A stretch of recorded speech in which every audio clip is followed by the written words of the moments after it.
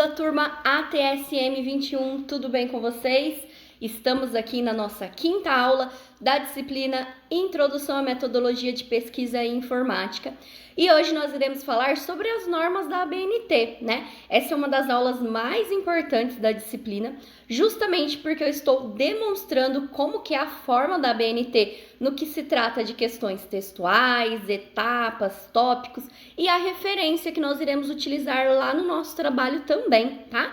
Então, vou demonstrar para vocês aí nessa aula o que é a ABNT, quais os padrões da ABNT e quais os padrões da Escola Liderança, tá?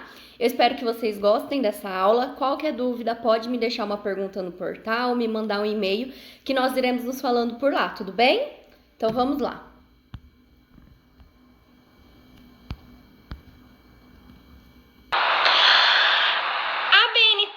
É a sigla de Associação Brasileira de Normas Técnicas, que é um órgão privado e sem fins lucrativos que se destina a padronizar as técnicas de produção feitas no país. Ou seja, né, o que isso quer dizer? Todos os trabalhos científicos, tudo que é técnico, né? Por trás disso existe a ABNT, né, essa Associação Brasileira de Normas Técnicas, justamente para dar os parâmetros, né? Porque senão uma pessoa ia fazer de um jeito, a outra ia fazer de outro, né? Uma outra terceira ia fazer de um outro jeito. Então, para que todos sigam os mesmos parâmetros, existe essa Associação Brasileira de Normas Técnicas que constantemente ela vem atualizando aí, tá bom? A normalização técnica dos produtos científicos e tecnológicos documentais é fundamental para a total e ampla compreensão e identificação dos mesmos, né? Então, a nossa sociedade brasileira aí, né, ela possui vários cientistas ali na Unicamp, né, todos que estão estudando ali para mestrado, doutorado, eles são considerados como cientistas, né, e para que eles desenvolvam, né, um trabalho, né, que eles possam expor esse trabalho, eles precisam estar de acordo com essas normas técnicas aí, essas normas brasileiras, tá bom? A Associação Brasileira de Norma Técnica foi fundada em 28 de setembro de 1940. A ABNT é responsável por elaborar as normas brasileiras de produção de textos acadêmicos e científicos. Então, todos os trabalhos que envolvam curso técnico de enfermagem, uma especialização, uma graduação, um mestrado, um doutorado, um artigo científico, um periódico, eu quero escrever um livro, todos esses meios eu preciso utilizar a ABNT, tá bom? As normas da ABNT costumam ser utilizadas como padrão para a produção de teses, monografias e dissertações acadêmicas como trabalho de conclusão de curso, que deve ser feito pela maioria dos alunos quando finalizam os cursos de ensino superior no Brasil. Eu deixei aqui uma charge para vocês, né? Que existem duas pessoas lá e aí uma pergunta, você deveria ter seguido a norma técnica, e a pessoa fala, mas você só me avisa agora, né? Então, cada um fez de um jeito, o conteúdo às vezes pode ser até o mesmo, mas cada um fez de uma forma, né? Então, a Associação Brasileira, ela vem para padronizar, para que todos, né, demonstrem aqueles trabalhos da mesma forma. É claro que o conteúdo vai variar, mas o padrão, né, de visualização, de exposição será sempre o mesmo, tá? Para que devo conhecer as normas da ABNT? O conhecimento humano não se vale só de ideias. É preciso criar regras e normas para que todos entendam. Ensinar e aprender a criar são atos que requerem uma linguagem comum. Modelos, regras, instruções que podem ser ensinados e multiplicados. E aí eu deixei aqui para vocês, né? Se eu estivesse fazendo aí um trabalho de dissertação para um doutorado, eu precisaria seguir a ABNT à risca, né? Então, ela tem algumas etapas. Lembra que eu expliquei para vocês, né, na nossa aula online aí, que se eu fosse seguir a ABNT no pé da letra, né, antes de eu chegar no meu conteúdo, eu ia ter feito aí 8, 6 páginas antes de chegar no meu conteúdo, do meu trabalho, da minha dissertação, tá? Por quê? Porque tem capa, folha de rosto, ereta, dedicatória, agradecimento, né? Que mais? Resumo, o resumo em inglês, a lista de subtrações, né? Lista de gráfico, lista de tabela, lista de figura. Então, antes do meu conteúdo, eu tenho que fazer outras páginas, tá? Esse modelo ele tem que ser seguido, né? Justamente para trabalhos científicos mais delicados, mais completos, né? Por isso que às vezes a gente está lendo algum artigo e vai olhar lá, tem 150 páginas, né? Porque já começa desde lá da capa com várias outras subseções aí das normas da ABNT, tá? Porém, quando a gente fala aí em curso técnico, né? A Escola Liderança aí, em conjunto com nossos professores, elaboramos um modelo, né, para o curso técnico de enfermagem, né, para os cursos da liderança, tá? E esse trabalho, né, ele deve ser seguido esses padrões, porque os padrões que ficaram aqui na Escola Liderança são os mesmos da ABNT. Porém, tem algumas coisas que não são pertinentes, né? Por exemplo, você vai fazer agradecimento para todo o trabalho, né? Para a Escola Liderança, isso não é o objetivo, né? Você vai ter que fazer lista de gráfico, lista de quadro para cada página. Para a Escola Liderança não é interessante. Para a Escola Liderança é interessante o resumo para saber do que se trata o trabalho e o seu trabalho propriamente dito, né? Que entra lá a questão de introdução, metodologia, discussões, conclusões e, claro, né, a referência bibliográfica, tá? Então, aqui está as mesmas orientações que eu deixei lá no trabalho para vocês no modelo, tá? Então, a capa, ela deve conter o nome do aluno, o título e subtítulo, se tiver, em letra maiúscula, tá? A cidade, o estado e o ano. Na próxima página deve conter aí, né, o resumo e a palavra-chave. O resumo deve apresentar de forma breve e clara o problema, objetivo, métodos e resultados mais importantes, sem destacar os tópicos, ou seja, deve ser descrito de forma corrida, com no mínimo de 100 e no máximo 250 palavras. Então, eu costumo até orientar o aluno, faça todo o seu trabalho, no final volte lá no resumo, porque como o próprio nome diz, é resumo de tudo isso, né? Então, fiz todo o meu trabalho, introdução, metodologia, discussões, conclusões finais lá, né, nas suas considerações finais, e depois eu volto lá no meu resumo, colocando as partes mais importantes, qual que foi meu objetivo daquele trabalho, qual que foi o resultado que eu encontrei nele, tá? Lembrem-se, é sempre o texto corrido, no resumo eu não tenho parágrafo, tá bom?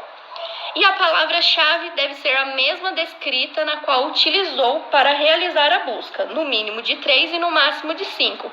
Então, se eu estou pesquisando sobre cidades brasileiras, né? Então, lá na minha busca, na minha internet, eu vou colocar lá cidades, né? Vai aparecer um monte de pesquisa. Brasileiras, vai aparecer um monte, né? E capitais, vai aparecer um monte lá, né? De referências, de site dizendo sobre essas palavras-chave.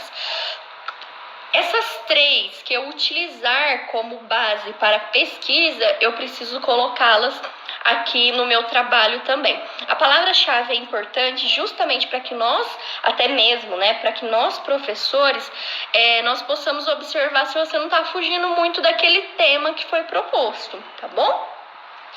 Em seguida, né, na nossa próxima página, a gente vai falar sobre introdução. Então, é nesse campo que a gente vai colocar parte do nosso trabalho, né? Ele deve ser apresentado o tema, né? Então, do que eu estou falando, né? Se eu estou falando de Covid, o que é o Covid, sinais e sintomas, parte do meu trabalho é colocado aqui nessa introdução, né? O problema da pesquisa, aqui no caso, a gente não está querendo pesquisar o problema nenhum, né? O nosso trabalho é de pesquisa mesmo, de resumo do assunto, né? Exploratório aí. Os objetivos do estudo, né? O nosso objetivo é a obtenção de nota na disciplina. As hipóteses, se houver, e a justificativa em texto corrido, tá?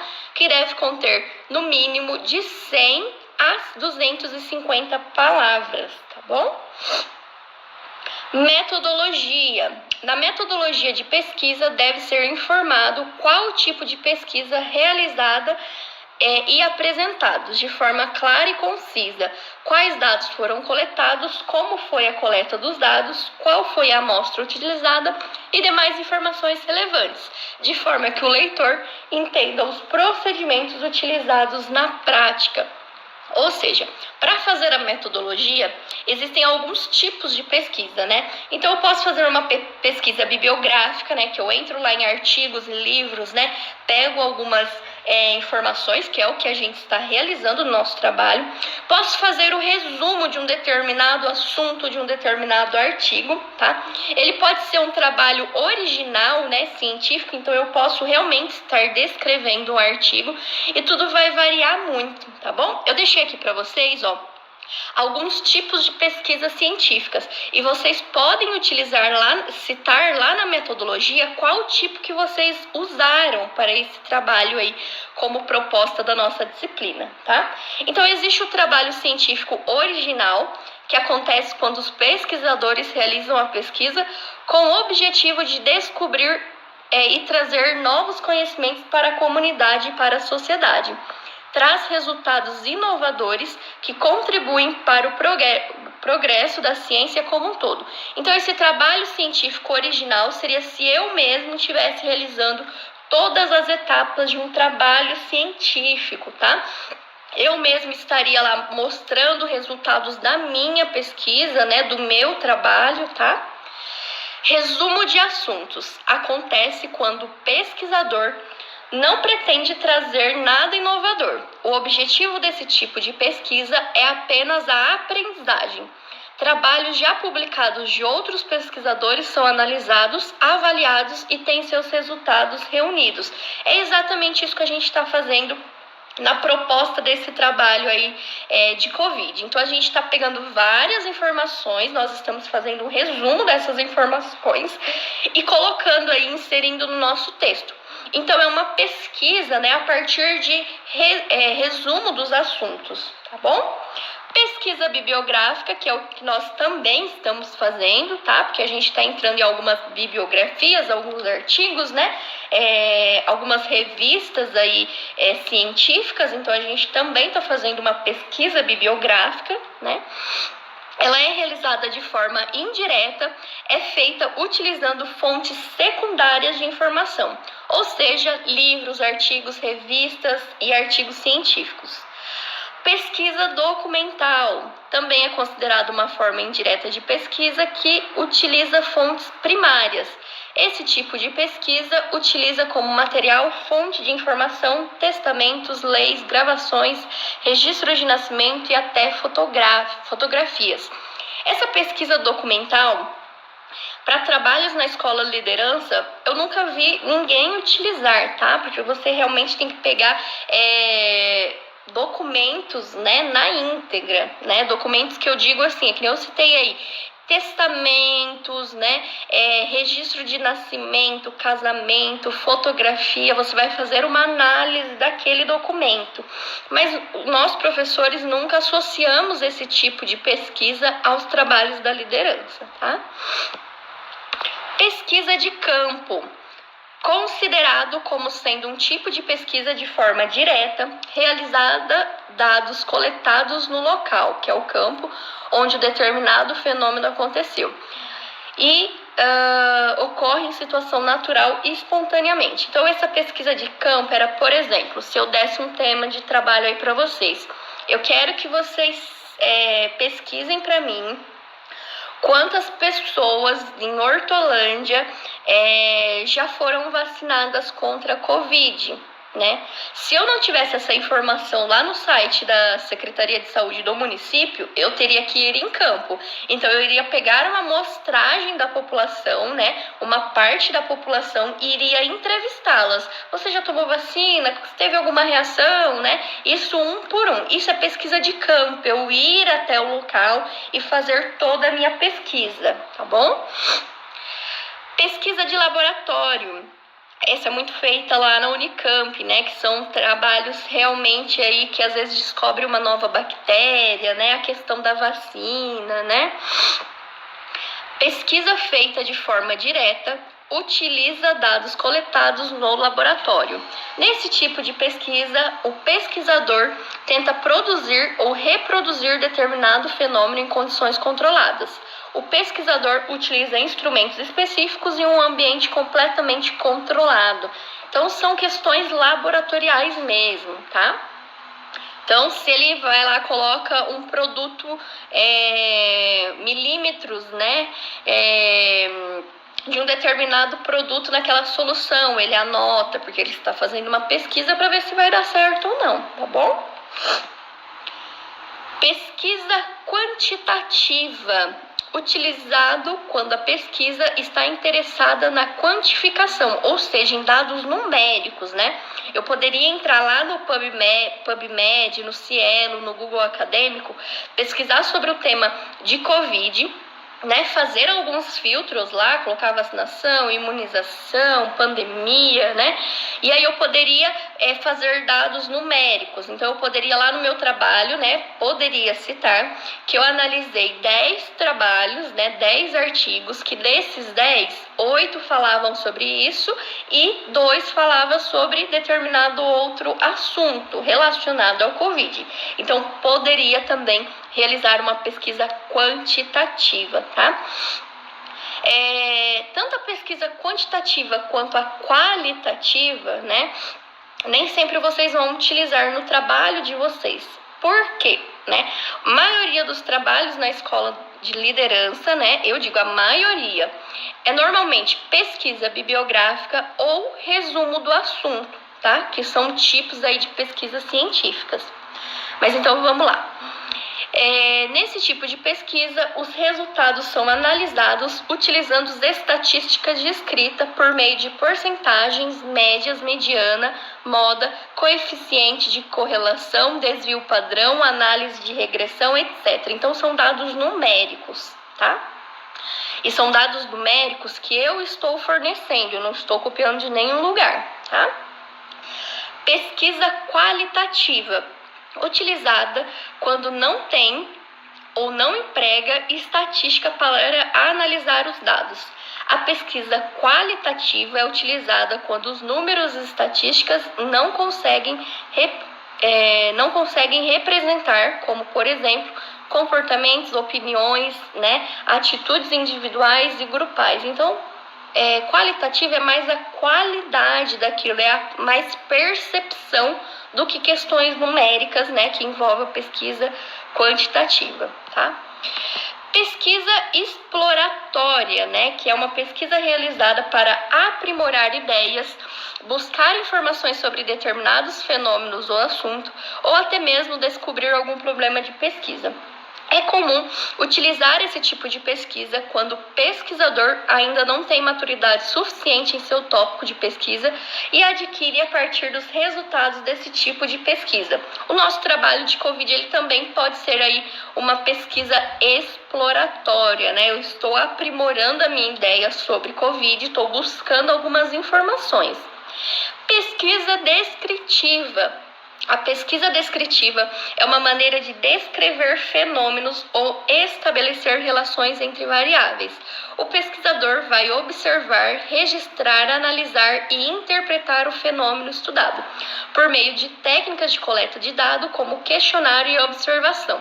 Essa pesquisa descritiva ela é bem semelhante com a pesquisa de campo, porém, eu não tenho, assim, que ir até a pessoa e fazer um grande questionário, né? Essa descritiva é mais observação. Eu quero saber como é que funciona o processo de estudo lá da liderança. Então, eu vou até a escola, né? Claro que eu vou fazer alguns questionamentos, porém, eu vou mais observar toda aquela dinâmica e depois relatar isso no meu trabalho, na minha tese que eu for apresentar futuramente, tá?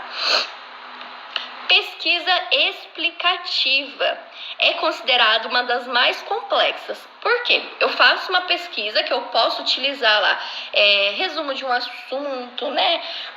Ou uma pesquisa qualitativa, quantitativa, né? E depois vim aí para essa pesquisa explicativa. Eu estarei explicando em detalhes sobre aquele tema, tá? Ela é mais complexa e completa, tá bom? Pois busca o conhecimento mais profundo sobre o fenômeno e fundamenta seus resultados no conhecimento científico. O principal objetivo é entender o que faz com que determinado fenômeno aconteça e procura explicar as razões e as causas dessa ocorrência. O método experimental é bastante utilizado para fazer a pesquisa explicativa. O pesquisador manipula variáveis e verifica o impacto dessa manipulação nos resultados. Então, esses são os tipos de pesquisas científicas que vocês podem e devem citar lá no campo de metodologia de pesquisa, né? Então, eu posso colocar lá, realizado resumo de assunto e pesquisa bibliográfica sobre o tema COVID, né? Enfim, eu posso citar qual tipo, e devo, né, na verdade, citar qual tipo aí da minha pesquisa, tá bom? Resultados e discussões. Os resultados devem evidenciar análise e discussões dos dados obtidos. Recursos ilustrativos como gráficos, figuras ou tabelas devem ser utilizados apenas quando necessários para efetiva compreensão dos dados, acompanhados de análise indicando sua relevância, vantagem e possíveis limitações. Então, se eu coloquei lá um gráfico, uma tabela, eu preciso fazer a análise, eu não posso só colocar aqueles dados numéricos, tá bom? Ressalta-se que em algumas situações pode ser desejável separar resultados e discussões em sessões diferentes. Na verdade, não vai ser o caso, né, dos nossos trabalhos aí da escola de disciplina, né? Isso seria separar. Então, eu falaria sobre os resultados, sobre os dados numéricos, e depois eu viria para as questões de discussões, né? Falaria sobre aquele resultado como um todo, tá? Mas aí, como padrão aqui da nossa escola, a gente pode fazer tudo isso junto, começar lá expondo os resultados que eu identifiquei no meu trabalho e colocando as minhas observações de discussões daquele determinado resultado. Considerações finais. As considerações finais devem ser realizadas única e exclusivamente com base em reflexões dos autores do artigo a partir do que foi discutido anteriormente. Podem-se iniciar as considerações a partir do resgate do problema de pesquisa, ressaltando se os objetivos foram alcançados. Em caso de trabalhos com hipótese, é interessante descrever nesse item se elas foram ou não confirmadas. Nesse tópico, é possível descrever a contribuição do trabalho para a área de conhecimento e apontar possíveis pesquisas futuras. Então, nessa parte de considerações finais, você, quanto aluno, vai fazer a sua consideração. Então, observado que a vacinação do Covid acontecerá a imunização, tá? Concluído-se que, isso é a sua percepção de todo o que foi buscado e de todo o trabalho realizado até o momento, tudo bem? Agora nós iremos falar sobre referências bibliográficas pela ABNT. Eu deixei aí ao longo, né, que a gente vai chegar nessa parte, vários modelos para vocês seguirem, né? Então, se eu estou fazendo de um livro o meu trabalho, lá vai ter como é que eu faço a minha referência de livro.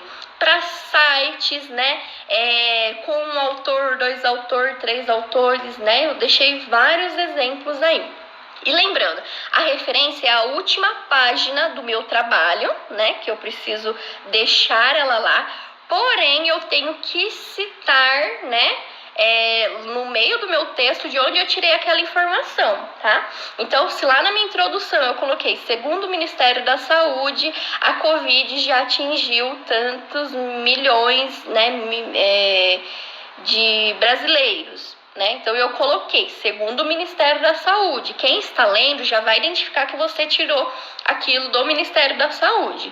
E aí, se por um acaso a pessoa quiser realmente analisar aquele dado na íntegra, ele vai lá nas suas referências, vai procurar a questão do Ministério da Saúde e pesquisar a partir daquela sua referência, tá? Gente, desculpa, eu tô com um pouquinho de alergia aqui, tá meio até difícil de falar, mas vamos lá. Referência é um conjunto padronizado de elementos descritivos, retirados de um documento que permite a identificação individual. Então, referência, como eu falei para vocês, né, ela vai estar lá na nossa última página e a gente consegue ver individualmente cada conteúdo que foi baseado naquele trabalho, tá? Exemplos de referência. Então, quando se trata de apenas um autor, tá? Eu estou falando de livro agora, tá? Quando se trata de um autor, né? Eu vou começar com o sobrenome dele, tá? Em letra maiúscula, vírgula, a primeira letra em maiúscula do nome, né? Ponto, o título, né? O título daquele livro, o título do que eu estou utilizando na minha pesquisa, o número da edição, né? Coloco um pontinho lá, a cidade, a editora, o ano e o total de páginas. Isso é para livro quando tem um autor, tá? Quando tem 2 ou 3 autores, né? É a mesma metodologia, porém eu vou colocar os 2 ou 3 autores, tá? Então eu vou colocar o sobrenome em letra maiúscula, vírgula, a primeira letra do nome, ponto, 2 pontos, e vou falar do outro autor, né? O sobrenome em letra maiúscula, vírgula, primeira letra do nome, ponto, né? Ponto e vírgula, e a terceiro nome do terceiro autor lá, que é o sobrenome em maiúsculo, vírgula, primeira letra do nome, ponto. E aí eu já entro com o título. Nesse exemplo que eu deixei aqui para vocês, tem título e subtítulo, né? Que é obesidade, 2 pontos, realidade e indignações, tá? Aí eu coloco o ponto, coloco lá se foi uma revista, né? Nesse caso aí, ó, ele não tem edição porque foi uma revista, né, que é da Psicologia da USP. Coloco a cidade, o volume, o número, né, porque foi de uma revista, e o total, a página, né, que foi de 197 a 216 no ano de 2002, tá? Normalmente essas revistas científicas, elas possuem vários artigos, vários estudos, né? Então, lá no rodapé do meu artigo, eu consigo saber em que página daquela revista está localizado o artigo que eu estou analisando, tá? Então, nesse caso aqui, ó, é da página 197 a 216. Então, eu preciso colocar isso na minha referência também, tá? Essa da questão aqui também quando é de mais de 3 autores, tá? Isso aqui também eu tô falando sobre revista científica. Então, ao invés de eu colocar, por exemplo, se tivesse lá 5 autores, né, daquele trabalho, o primeiro, ele fica como autor e os demais como coautores. Então, lá na minha referência, eu não vou colocar 5 pessoas. Eu vou colocar o primeiro autor, né, que eu deixei aí no exemplo, ó, Peterson, né, em letra maiúscula, porque é o sobrenome, vírgula, L, que é a primeira letra do nome, et eu vou usar et al, né? Et al é uma expressão latina, né? E é um símbolo que corresponde que existem mais autores daquela obra, tá? E aí eu ponho o título lá bonitinho, né? A revista que está localizada, né? De onde eu tirei isso, a cidade, o volume e o número daquela revista, daquele artigo científico e a página em que é localizada. A página, como eu falei para vocês, eu consigo localizar bem quando tem, né? No rodapé daquele artigo e o ano que foi de publicação, tá? Ah, Ana, mas quando tem autor desconhecido, eu estou avaliando lá um artigo, uma tese, só que eu não consegui encontrar autor, né? Como é que eu coloco aí nesses casos, né? Nesses casos, a gente não coloca o autor, já inicia pelo título. Então, eu posso colocar lá o título, se tiver subtítulo, eu coloco em 2 pontos e já vou lá para a localização, né, daquele artigo, se é numa base teórica, se é numa revista que foi publicado aquele artigo, o ano e o número de páginas, tá? Que o número de páginas ele pode ser fechado, como eu deixei aqui no exemplo, 137, ou de tanto a tanto, tá? Título e subtítulo, eu já falei sobre isso, mas eu voltei a deixar um exemplo aí, e esse exemplo é de livro, né? Então, quando tem título e subtítulo, eu vou colocar o título, 2 pontos, e o subtítulo, né? Esse exemplo aí, ó, tá o sobrenome do autor, né, em letra maiúscula, vírgula, a primeira letra do nome, ponto, né? O título, 2 pontos, subtítulo, a edição, a cidade, né? A editora e o ano, né? Isso é de livro, tá bom? Aí eu deixei aqui também, né, modelo de referência de livro como um todo, né? A gente já falou sobre isso, mas está lá, né? E nesse caso tem 2 autores de determinado livro. Então, nome, sobrenome em letra maiúscula, as iniciais, né? Posteriormente, após vírgula, o título, a cidade, né? O estado, a editora, o ano e o número de páginas, tá? Para dicionário também deixei um exemplo, né? A gente vai pouco utilizar isso nos trabalhos, mas deixei aqui um exemplo. Para folhetos, ele é um pouquinho mais simples, né? A gente vai começar ali com o sobrenome e o prenome abreviado, né? Se tiver. Se caso não for de um autor, se for de uma instituição, eu começo com a letra maiúscula daquela instituição, tá bom? Aí eu coloco o título daquele folheto, né? A edição, né? A cidade, o estado, o ano em que foi disponibilizado, realizado aquele folheto e o número de páginas daquele folheto, tá? Para manual também, ele é um pouquinho semelhante a igual ao livro, né? Entrevistas e depoimentos, também acho que vocês pouco vão utilizar, mas eu deixei disponível aí também. No final da referência, vocês precisam colocar para quem foi concedida a entrevista, né? Se for para um jornal, muitos documentários que a gente assiste aí, né, pelos canais virtuais, eles também podem ser considerados como entrevistas e depoimentos que a gente pode citar no nosso trabalho, mas dificilmente isso vai ser utilizado por vocês aí durante a carreira na escola liderança. Mas se um dia vocês utilizarem, o modelinho tá aí, tá? Documentos e meios eletrônicos, né? Então aí quando a gente fala de artigos, então eu vi um artigo lá sobre Covid e eu quero publicar ele. Então, como que eu vou fazer? Eu vou colocar o sobrenome do autor, né? A vírgula, né? A primeira letra do nome, né? O título, né? Subtítulo, se tiver.